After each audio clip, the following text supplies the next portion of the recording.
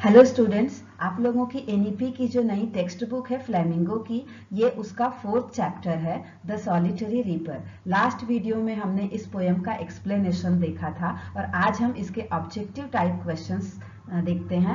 Just 5 minutes आप इस video को दीजिए और आपका पूरा ऑब्जेक्टिव टाइप क्वेश्चन प्रिपेयर हो जाएगा। लेकिन अगर आपने पोयम की समरी नहीं देखी है तो प्लीज 5 मिनट निकाल कर लास्ट वीडियो को भी जरूर देख लीजिए, उसके बाद ही आप ऑब्जेक्टिव टाइप क्वेश्चन समझ पाएंगे। Okay, so let's start.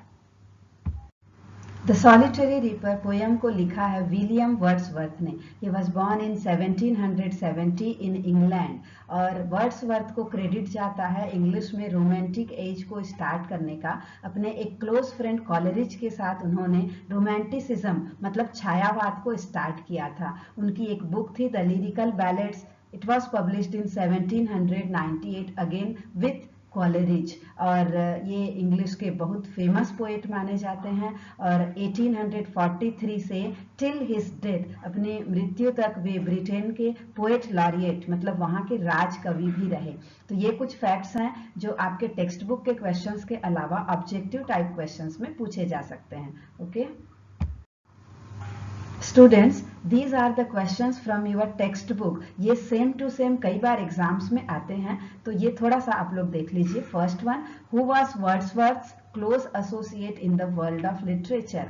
तो लिटरेचर की दुनिया में उनका सबसे क्लोज फ्रेंड कौन था? मैंने अभी बताया आपको कि it was Samuel Taylor Coleridge. So the answer will be option सी।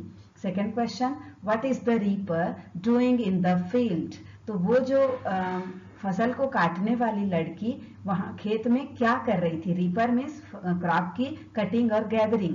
तो अगेन आंसर क्या होगा? Cutting and binding grain. तो फसल को काट रही थी, साथ में उसको बांध कर उसका गट्ठर बना रही थी। ऑप्शन बी देखिए, applying manure to the crops मतलब खाद डाल रही थी, नहीं होगा। Sitting under a shady tree, पेड़ के नीचे बैठी थी, again wrong answer. Planting rice sapling, धान के पौधे लगा रही थी, ये भी बिल्कुल भी सही नहीं है। Question number 3, the poet has compared singing of the reaper with which bird. तो वर्ड्सवर्थ ने उस सिंगर का, उस लड़की के सॉन्ग का कंपैरिजन कौन से बर्ड से किया है? The first one is cuckoo. Poem में आता है कि बसंत ऋतु में कोयल भी इतना स्वीट सॉन्ग नहीं सुनाती जितना वो लड़की का गाना स्वीट था। ऑप्शन नंबर बी जो है नाइटेंगल। तो अरब के मरुस्थल में वर्ड्सवर्थ बोलते हैं कि अरब के मरुस्थल में नाइटेंगल बुलबुल चिड़िया भी इतना स्वीट सॉन्ग नहीं गाती जितना ये लड़की गा रही है। So the option will be both of the above. D होगा नन ऑफ द अबो, जो कि रॉन्ग है और आपका आंसर सी होगा। Okay, question number 4, which line in the poem indicates that the poet doesn't understand the lyrics of the song। तो poem के किस लाइन से आपको ये समझ में आता है कि वर्ड्सवर्थ को जो गाना था उसकी मीनिंग समझ में नहीं आ रही थी? उनको वो लैंग्वेज भी नहीं पता था, ना ही वो समझ में आ रहा था। First option, a voice thrilling never was heard. Thrilling means exciting, इससे ये पता नहीं चलता कि वो नहीं समझ पा रहे थे। Option B, will no one tell me what she sings. क्या मुझे कोई नहीं बताएगा कि वो क्या गा रही है? इसी से आपको समझ में आता है कि उनको गाने की मीनिंग समझ में नहीं आ रही थी। So the answer will be option B. Question number 5, which agricultural instrument was the reaper using. तो वो जो रीपर, जो लड़की थी जो गाना गाते समय कौन सा इंस्ट्रूमेंट यूज कर रही थी? द आंसर जो इसके ऑप्शंस हैं, ए स्पेड, उसका मतलब होता है फावड़ा।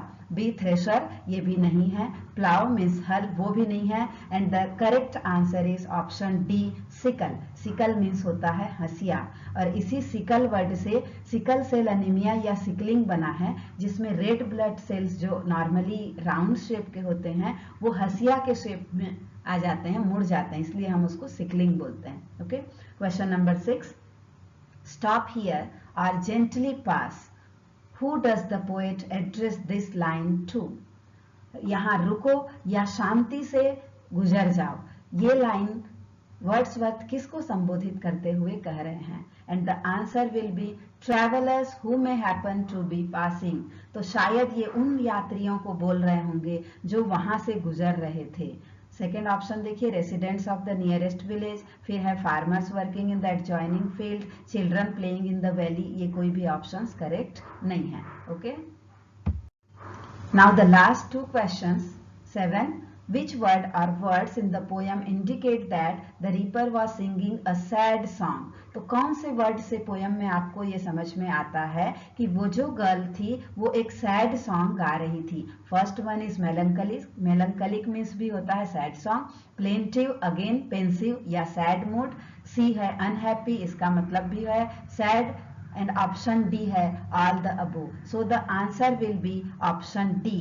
फर्स्ट ऑप्शन अगर आपको सही दिख गया जस्ट लाइक मेलंकलिक, तो आप अचानक कई बार उसको टिक कर देते हैं और आपका आंसर रॉन्ग हो जाता है। इसीलिए चारों जो ऑप्शन होंगे उनको केयरफुली पढ़ने के बाद ही आपको आंसर टिक करना है।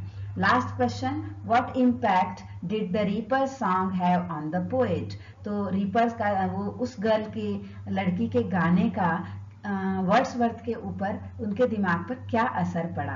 And the options are A, he decided to become a musician, उन्होंने म्यूजिशियन बनने का डिसीजन ले लिया, बिल्कुल भी नहीं। Option B, he bore the music in his heart for a long time, बहुत लंबे समय के लिए वो जो म्यूजिक था वो उनके दिमाग में, उनके हृदय में बस गया, and this is the correct option.